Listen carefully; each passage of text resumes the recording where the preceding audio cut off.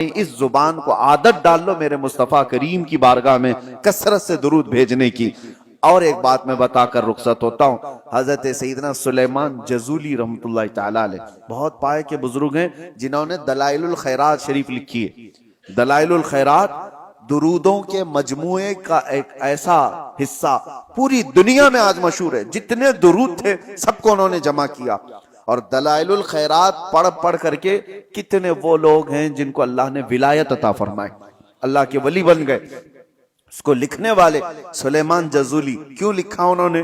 وہ بتاتے ہیں ایک بار سفر میں تھے اور راستے میں شام ہو گئی، عصر ہم نے نہیں پڑھی تھی، قریب دیکھا تو ایک کنواں تھا، کنویں سے پانی نکالنے کی کوئی چیز ہے نہیں اور ہمیں وضو کرنا ہے اور عصر کا وقت جا رہا ہے، سورج ڈوبنے کو ہے۔ دیکھا ایک چھوٹی سی بچی قریب میں آ رہی تھی، تو انہوں نے سوچا گھر وغیرہ ہوگا اس کا، جلدی سے اس بچی کو بلایا، 10-11 سال کی بچی، اس سے کہا بیٹی کوئی پانی نکالنے کے لیے کنویں سے چیز تمہارے یہاں سے مل جائے تو لے آؤ تاکہ ہم پانی نکالیں اور وضو کریں، نماز پڑھیں۔ اس بچی نے کہا اچھا اتنا ہی کرنا ہے آپ کو؟ تو وہ قریب آئی، کچھ پڑھا اور کنویں میں تھوک دیتی۔ جیسے ہی اس کا کنویں میں تھوکنا تھا کہ پانی جوش مارتا ہوا اوپر آ گیا، کنویں کا پانی اوپر آیا۔ سلیمان جزولی کہتے ہیں ہم نے وضو کر لیا، دیکھا کہ اس لڑکی کی کرامت، اور اس سے ہم نے کہا اللہ کی قسم دیتا ہوں بیٹی رک جانا، نماز پڑھ لینے دے، ہماری عصر قضا نہ ہو جائے۔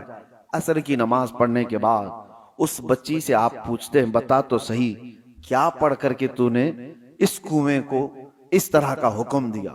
اس لڑکی نے کہا کچھ بھی نہیں، ایک بار درود پڑھا تھا، ایک بار درود پڑھا تھا۔ کہا ایک بار درود پڑھا اور کنویں کا پانی جوش مار کر باہر آیا؟ اس بچی نے کہا بات در حقیقت یہ ہے کہ میرے والد نے ہمیں تربیت ایسی کی، کبھی ہم نے اپنی زبان پر حرام غذا کو لگنے نہیں دیا اور کبھی حرام جملہ زبان سے نکالا نہیں۔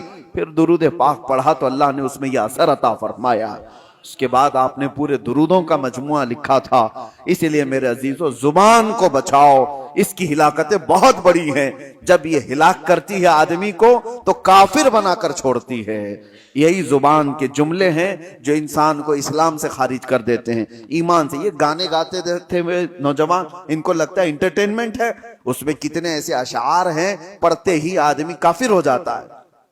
خدا کے خلاف گانوں کے ذریعے سے تمہاری زبان پر لگا دیے گئے کہ بندہ وہ گنگنا رہا ہے اور کافر ہو گیا۔ کون کافر بنایا؟ تمہاری زبان۔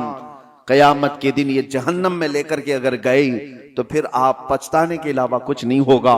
اللہ تبارک و تعالی زبان کی ہلاکتوں سے ہماری حفاظت فرمائے، رب تبارک و تعالی زبان کی لذتوں سے ہماری حفاظت فرمائے۔